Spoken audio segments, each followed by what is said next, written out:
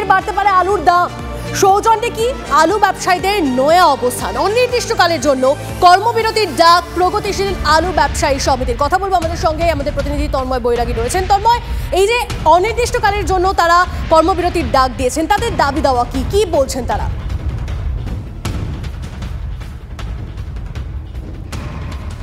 দেখো তন্নিষ্ঠা, পশ্চিমবঙ্গ প্রগতিশীল আলু ব্যবসায়ী সমিতি ও হিমঘর অ্যাসোসিয়েশনের যৌথভাবে এই অনির্দিষ্টকালের জন্য তারা কর্মবিরতি পালন করছে।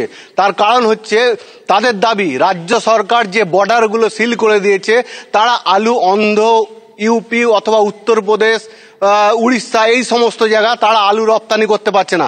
আর এই সমস্ত জায়গায় আলু তারা গড় যে আলু, সেই গড় আলুটি পশ্চিমবাংলা থেকে এই সমস্ত বিভিন্ন রাজ্যে যায়।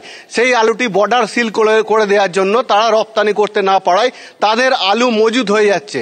আর যেখানে কলকাতার বাজারে একটি নির্দিষ্ট পরিমাণ যে আলুর যায়, সেই আলু তারা সাপ্লাই করতে পারছে, কিন্তু গড় আলু তাদের রাজ্যের বাইরে বেরোতে পারছে না।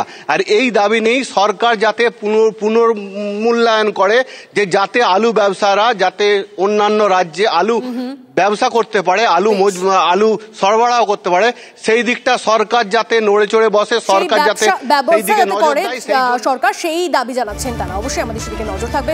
ধন্যবাদ। রাজ্য সরকার যে কি সিদ্ধান্ত নিয়েছে, ঊর্ধ্বমুখী বাজারের জন্য সিদ্ধান্ত নিয়েছে যে বাইরের রাজ্যে আলু পাঠানো যাবে না, কিন্তু আমাদের কলকাতায় কোন আলু খায় আর বাইরের যে কোন আলুটা যায়, এইটা একটু মনে হচ্ছে রাজ্য সরকার বোঝার ভুল হচ্ছে। সেই গাড়িগুলো ধরে পুলিশে অযথা খুঁজজুতি করছে, বর্ডারে দিনের পর দিন গাড়ি দাঁড়িয়ে রয়েছে। ধরুন এবছর তো আলুটা বেশি দামে লোড হয়েছে, এটা প্রকৃতির উপরে নির্ভর করছে, দুবার ধরে চাষ হয়েছে, সেই জন্যে আলুর দামটা বেড়ে গেছে। হ্যাঁ, কবে উঠবে তার কোনো নিশ্চয়তা নেই।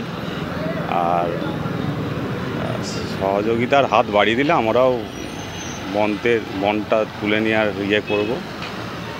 বাইরের রাজ্যে বেশি অসুবিধা হবে। আপনারা কি চাইছিলেন?